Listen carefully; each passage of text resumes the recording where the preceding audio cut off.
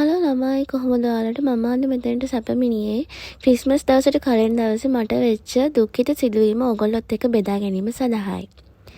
හිතින් බලන්නකෝ ක්‍රිස්මස් දවසට කලින් දවසේ මට ඉන්න උනේ හොස්පිටල් එකේ ළමයි මට ක්‍රිස්මස් එක ගත කරන්න උනේ ඔන්න ඔහම අතකුත් එල්ලගෙන.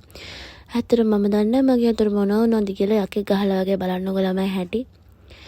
මගේ අත ක්‍රැක් වෙලාලු ළමයි. මන් දන්නේ නැහැ ළමයි දවස් දෙකක් විතර ගියා. නෝමල් නොහොම හිටියා හරිය ගියේ නැහැ. බොහොම අමාරුයි. අන්තිමට ડોක්ටර් කිව්වා POP එකක් දාමු කියලා. ඉතින් POP එකක් දාගෙන ඇවිල්ලා ඔය පේන්නේ මං අඩ මගේ දේවල් කරගන්න විදිය. ඇත්තටම මම මානසික ගොඩාක් වැටලා හිටියේ ළමයි. මොකද එක අතක් නැතුව තනියෙන් කාත් කවුරුවත් නැතුව රටකට වෙලා තමන්ගේ හැමදේම කරගන්නවා කියන්නේ ඒක තරම් අමාරුම දෙයක්. අර ළමයෙකුට නැතුව ඇති තවත් මං හිතන විදිහට මොනා කරන්නද ළමයි කර්මේ තමයි ඉතින්. anyway merry christmas and happy new year for you guys. ඔයාලට තේරෙනවා ඇතිනේ මගේ කටහඬ එහෙමත් වෙනස් වෙලා. ඔව් ළමයි කොරේ පිටට මරේ කියලා මගේ අත කැඩිච්ච එකට අමතරව මට තවත් දෙවියන්ගෙන් ලොකුම දායාදයක් හම්බුණා. එක පෙළට උණ හැම්බිරිස්සාව කැස්ස ළමයි. ඉතින් මොනවා කරන්නද කර්මේ තමයි ඉතින්. දවස් දෙකක් විතර නිවාඩු සුවයෙන් ඉඳලා ජනවාරි 1 වෙනිදා මම වැඩට ගියා ළමයි. මොකද මට ආරංචි වුණා මම වැඩ කරන තැන වහන්න යනවා කියලා මම නැතුව වැඩ කරගන්න බැරුව. ඉතින් එහෙම වෙන්න දෙන්න හොඳ නැති නිසා වැඩ කරන තැනට ආදරේ නිසා මම ජනවාරි 1 වෙනිදා වැඩට ගියා ළමයි. වැඩට ගිහින් ඇවිල්ලා ඉස්සෙල්ලාම කරේ මම නාගත්තු එක. මොකද ජනවාරි 1 වෙනිදාත් ගස් කන්දෙක් වගේ ඉන්න බැරි නිසා අවුරුද්දේ 1 වෙනි දවසේම මම නාගත්තා. මොකද මම නාන්න නැතුව බොහොම අමාරුවෙන් ඉන්නලා හිටියේ ළමයි මේ දවස් ටිකේම.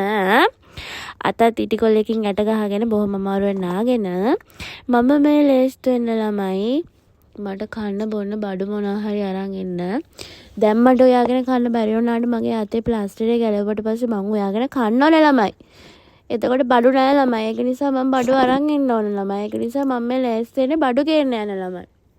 ඔයාලත් එන්න යන්න මගෙත් එක බඩු අරන් එන්න. මොකද මගේ මේ අත කැඩිච්ච ස්ටෝරිය බලලා ඔයාලට වැඩකුත් නැහැ මට වැඩකුත් නැහැ ළමයි. ඒක නිසා අපි යමු ළමයි shopping පාරක් දාන්න. පොඩ්ඩක් ඉන්න ළමයි තාම කොණ්ඩේ වේලගෙන ඉවර නැහැ. කොණ්ඩේ වේලගෙන ඉවර වෙලාම අපි යමුකෝ.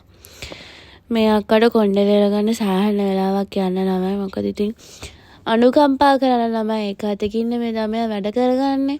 ඉතින් පොඩ්ඩක් ස්ලෝ ළමයි. ඉතින් කරන්න දෙයක් නැහැ. ඔයාලට හෙමින් තමයි මේ vlog එක බලලා ඉවර කරන්න වෙන්නේ. කැමති නම් බලන්න අකමැති නම් නොබලන්න. මගේ හැම කිසිම තරහක් නෑ ළමයි. ඒ අතර මම මේ ටිකත් කියන්නම්කෝ. ඉතින් ඔන්න ඔහම අතත් කඩාගෙන මම කාමරය ඇතුළට වෙලා ඉද්දී අපේ කාමරවල ඉන්න ළමයි ටික එකතු වෙලා අලුත් අවුරුද්දට පාටි එකක් ඕගනයිස් කරලා තිබුණා ළමයි. මම ඔහේ අඬ කාමරයට වෙලා ඉද්දී නෑ එන්න කියලා ඒගොල්ලෝ ඒකට ඇදගෙන ගිහිල්ලා කොහම හරි මට කන්න බොන්න දීලා සෑහන විදියට උදව් කරා ළමයි. ඒගොල්ලන්ට thank you. ඔයාලා මේ vlog එක බලනවා නම් මට කරපු උදව් වලට ගොඩාක් ස්තුතියි. මම ෆොටෝස් දෙකක් අන්තිමට දාන්නම්. ඒගොල්ලෝගේ මූණුත් එක්ක නම් ෆොටෝස් දාගන්න බැරි වෙයි ළමයි. මොකද ඒගොල්ලෝගේ පෞද්ගලික ප්‍රශ්න නිසා මට ඒගොල්ලෝගේ මූණු මෙම vlog එකට ඇඩ් කිරීමට නොහැකි වෙයි. සමාව වෙන්න කියන. ඒ විතරක් නෙවෙයි මට ඉතින් මේ බඩු ගෙන තනියම යන්න බෑලා ළමයි. මේ එක අතක උස්සගෙන මේ ළමයා කොහොමද තනියම බඩු ටිකක් අරන් ඉන්නේ කියලා ඔයාලොන්වත් හිතනවනේ නේද? මම කතා කරගත්ත ළමයි මගේ හොඳම යාළුවෙකුට මට බඩු ටිකක් ගේන්න ඕනේ මගෙත් එක්ක යමන් කියලා. ඉතින් ඒ යාළුවවත් එකතු කරගෙන මෙන්න මේ ලොකු කලිසම ටී-ෂර්ට් එකක් අඳගෙන අක්ක මේ ලේස්තු වෙන බඩු ගෙන්න යන ළමයි. මේ දවස්වල මට වෙන්නේ කරදරමයි ළමයි. මන් දන්නේ මං හැමදාම බඩු ගෙන්න යන තරන්ට දාන ලොකේෂන් එක මෙදා පාරක් දැම්මා. කොහම හරි ඒ ලොකේෂන් එක කරකිලා ගිහින් යන්නේ වෙන තැනකට කියන්නකො. දෙපාරක් දැම්ම ළමයි. අන්තිමට රියල් 25කුත් කපාගෙන වැටිච්ච ලොකේෂන් එකෙන් නවත්තලා ඊටු ටික පයින් ගිහිල්ලා අන්තිමට ඔන්න බඩු ටිකත් අරගෙන මම ගෙදර ආවා. මම මේ ටික වීඩියෝ කරේ ළමයි අනිත් අතෙන් ඔයගොල්ලන්ටත් පෙන්නන්න. මොකද මගේ අත කැඩිච්ච ස්ටෝරිය අහලම ඔයගොල්ලන්ට බෝරින් ඇතිනේ. ඉතින් ඒක නිසා මම shopping කරපු ටික චුට්ටක් බලාගෙනම යන්න ළමයි.